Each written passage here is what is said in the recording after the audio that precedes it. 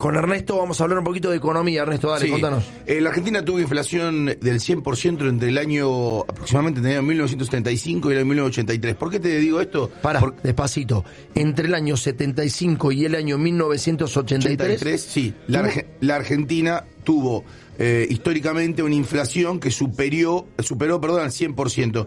¿Por qué tomo esto? ¿Por qué empiezo a contarte esto que es interesante? Porque mirá, la Argentina tuvo en el año 1975, entre el año 1975 y el año 1983, inflaciones dispares, ¿no? El caso de 1975, usted lo recordará, el famoso Rodrigazo, claro. Que por Celestino Rodrigo, que era el ministro de Economía de María Estela Martínez de Perón, que hizo una violenta devaluación y que llegó a tener en el año 1976 444 de inflación anual. 444, bueno, pará, pero no era el 100. No, pero empezamos con 100, terminó en 182, 75. Pará, vamos año por año. 76, 444. 76, 444. Sí. El año 1975 tuviste 182,4. Sí. En el año 1977 casi lo mismo, cerca de todos los años te los digo, ¿no? 77, 79, 78, 80. En todos esos años estuviste cercano al 110, 120, 115%. O sea, después promedió la inflación, sí se fue al 100%. Al 100%, después del 444 en el 76, cuando se produce el golpe, sí, se más o menos se estabiliza en 120%, 110. Hasta el año 1983, sí, donde vos tuviste 626%. Ahora bien, después tuviste tragedias. En el 83 se van los militares con el 626% de inflación. Se van los militares con más, te digo con cuánto se van justo. Los militares se van con casi 187, 190% de inflación. En el año 84 y 626. Esto cambia a partir del Plan Austral. Recordarán el Plan Austral en el año 85, la inflación baja muchísimo. Baja básicamente cercanos a los menos de 20 puntos porcentuales. La inflación se reduce poderosamente hasta que el Plan Austral otra vez empieza a fallar. En el 87 ya tenés inflación de vuelta por arriba del 60, en el 88 tenés arriba del 100, en el 89 tenés el 3.079 anual, claro, tenés la hiperinflación, claro, y en 1990 tuviste otra hiperinflación con el 2.314. En el 91 volvés a tener la famosa convertibilidad, en la cual se fija el 1 a 1. ¿Por qué te hago todo esto? ¿Por qué te digo todas estas cosas? Te cuento, la Argentina tiene un problema muy grave con la inflación hace muchísimos años. Y hay muchas formas de inflación, porque se repite probablemente de los medios cosas que son erradas. Mirá, si a vos te baja la inflación, se llama deflación. Sí. O sea, si tenés menos de cero. Sí, lo que pasa hoy en Brasil. Exacto. Que si lo están viendo como un premio, digamos, como una cuestión muy lograda de Bolsonaro. De Bolsonaro, exactamente. Si vos tenés más del 5% anual, se llama inflación baja. Si vos tenés menos del 10, es moderada. Si vos tenés más del 10 es alta, si tenés más del 100 se llama mega, y si tenés más del 50% mensual, eso es hiperinflación. Ahora bien, la Argentina está lejos de la hiperinflación, pero está entrando en una inflación mega, que es una inflación muy peligrosa para un país porque se convierte en estructural y es muy difícil bajarla. Claro. Bien, esto es lo que ocurrió en la Argentina durante grandes periodos de vida. Lo que pasa es que, claro, nuestra generación, la tuya, la mía, la de Walter menos, pero la tuya y la mía, estuvimos acostumbrados a periodos de baja inflación. ¿Por qué? Porque tuviste la convertibilidad, la salida de la convertibilidad que también tuvo baja inflación, alto desempleo pero baja inflación, los gobiernos de Néstor Kirchner, que también tuvieron baja inflación, hasta el 2012, que aproximadamente ahí se empezó a acelerar arriba del 25%, 30%. Pero no eran inflaciones de esta naturaleza. No estamos acostumbrados a vivir con una remarcación constante de precios como estamos viviendo. Bueno, quizás la próxima década tengamos una década de alta inflación o inflación inercial. Vos decís, claro, por la inercia, exactamente. Por eso hacía referencia al 75 al 83. ¿Y cuánto le costó a la Argentina bajar esa inflación? Le costó recién cuando vos entraste en un nuevo régimen monetario que fue el famoso régimen de Austral. Bueno, pará, lo de Menem con la convertibilidad también tuvo su costo. No inmediato, pero en algún momento lo pagaste y fuerte, ¿no? Bueno, te digo otro dato de la economía. La economía se utiliza mucho algo que está discutido en el mundo, pero porque después se empezó a discutir, pero se usa mucho una cosa que se llama curva de Phillips. La curva de Phillips es un señor, Phillips, que encontró dos datos. Empezó a comparar inflación con desempleo. Sí. Y se dio cuenta que cuando había un aumento del desempleo, bajaba la inflación. Ahora bien, a nadie le gustaría eso en la Argentina, ¿estamos de acuerdo? Claro. Pero esa es la receta ortodoxa. Porque se enfría la economía, exacto, no tenés laburo, pero tenés menos inflación por eso, digamos, porque tenés menos poder de compra. Eso se llama la curva de Phillips. Ahora bien, a nadie le gustaría eso. No. Pero si vos me preguntás qué está hoy en las carteras en los planes de todos los economistas ortodoxos de la Argentina, para mí va a ser un está error la eso. curva de Phillips. Para mí va a ser un error eso, porque con el que vos hables, laburante informal que vos hables, te dice, sí, hay inflación pero tengo laburo. ¿No? Claro. O sea, esto es una constante, ¿eh? Sí, hay inflación, estoy mal, pero tengo laburo. Puedo vivir porque tengo laburo. Otro dato. Lo peor, lo que te deja atado de manos es no tener laburo. Me parece que sería un gran error eso. Otro dato. El mundo tuvo esa famosa curva de Phillips que yo te conté, que no es un destornillador, sino que es un economista. Sí. Empezó a romperse esa teoría ¿con qué? Con un nuevo escenario, se llama estanflación, que es caída de la economía y aumento de precios. Quizás la humanidad está entrando en ese lugar, porque hoy Estados Unidos, la economía más grande del mundo, está entrando en recesión con inflación. Vamos, dale. Guillermo Moreno está en línea, ex secretario de Comercio Interior y economista. ¿Qué hace, Guillermo? ¿Cómo va? ¿Qué tal? ¿Cómo andás, Tomás? Buen día. Saludos Bueno. a la mesa también. Muy bueno el informe que escuchaba recién. Bueno, ahí estaba Ernesto Adía haciendo su informe y me parece que está bueno porque es una cuestión histórica que vale la pena traerlo a la actualidad. Bueno, Guillermo, ¿qué ves que es lo más importante que has visto en la última semana? Hacemos la lectura. Mira, me parece que tenemos que echar un párrafo sobre el reporte del Fondo Monetario. El informe es muy esclarecedor de lo que está aconteciendo.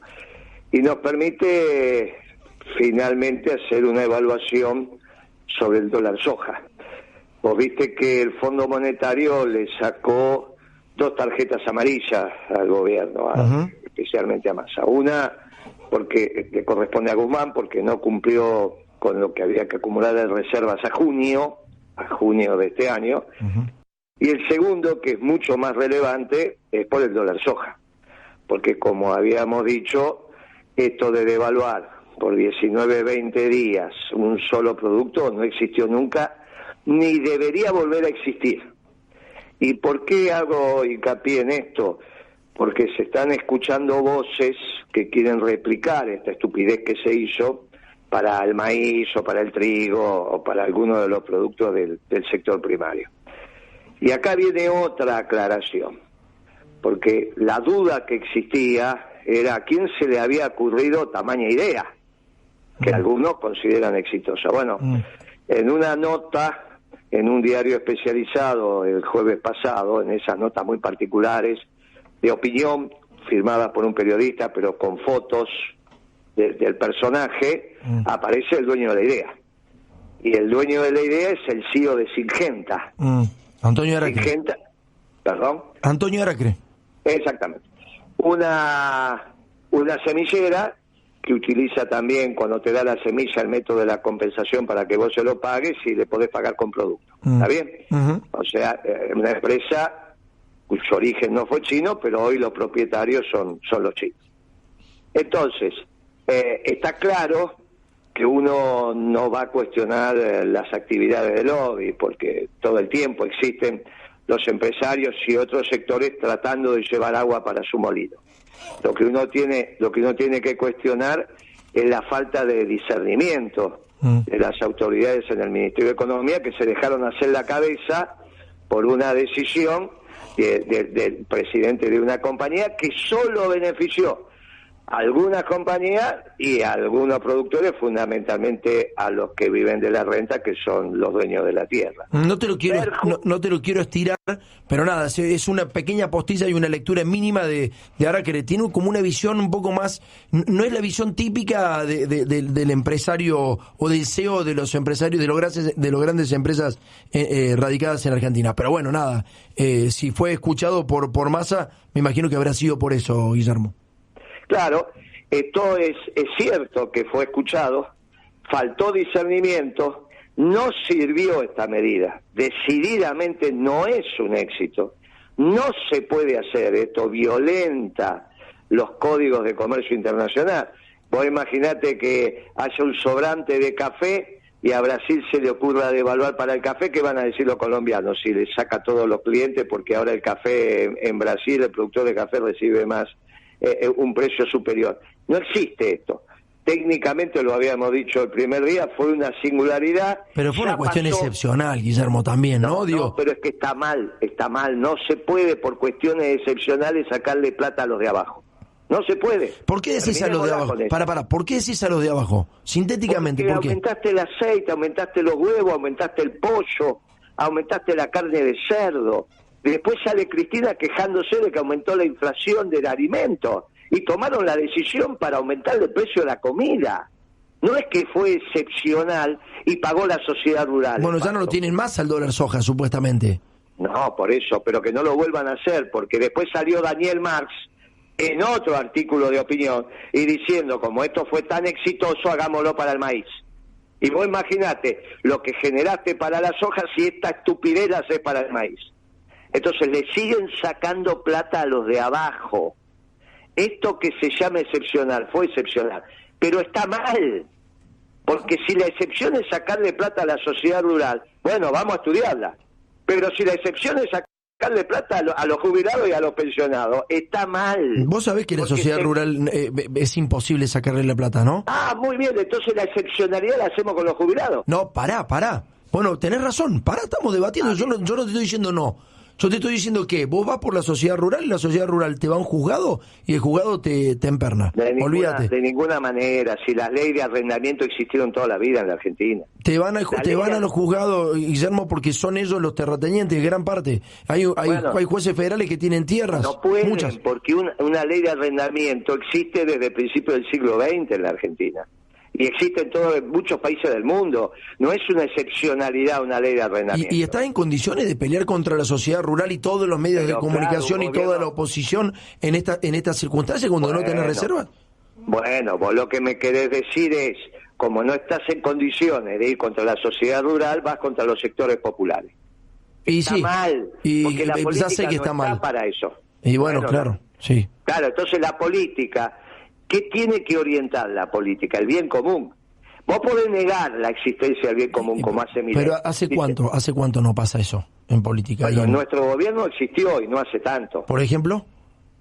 Nosotros gobernamos para la mayoría, por eso el gobierno creció y por eso se ganaron todas las elecciones en los últimos ciclos del gobierno peronista.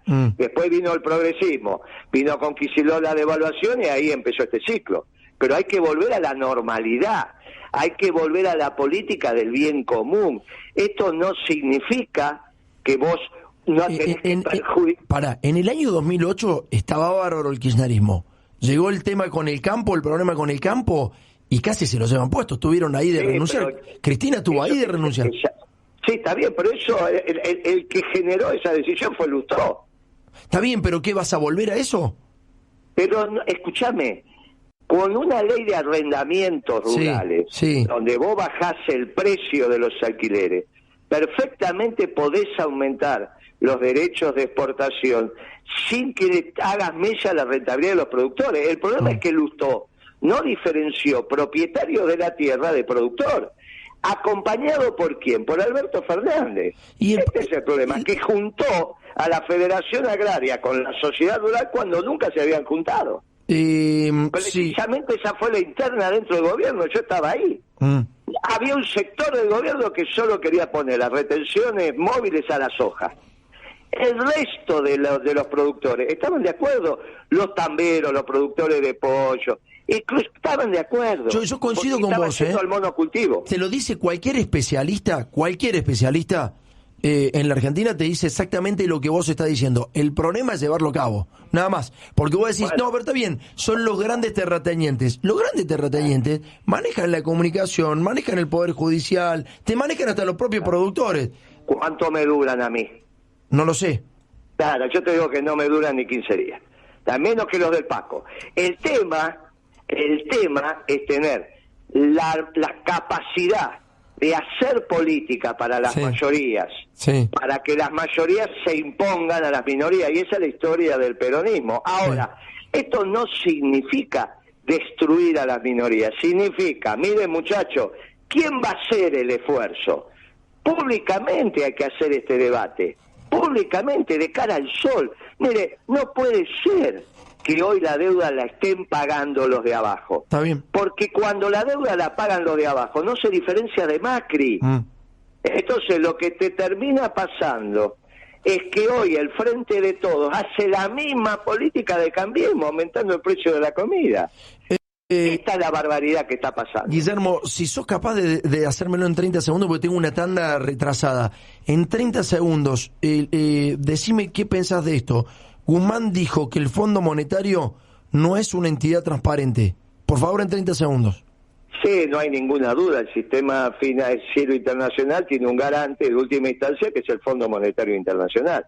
De eso no hay ninguna duda. Ahora, cuando vos te planteas la pelea con el Fondo Monetario y me decís que no podés dar la pelea con la sociedad rural, entonces estamos en un lío grande. Te querés ir a pelear a Washington y no te podés pelear en la Valle Florida. Vamos, che. Gracias, Guillermo. Abrazo grande. Gracias a vos. 7:57, vamos a una tanda, ya volvemos, dale.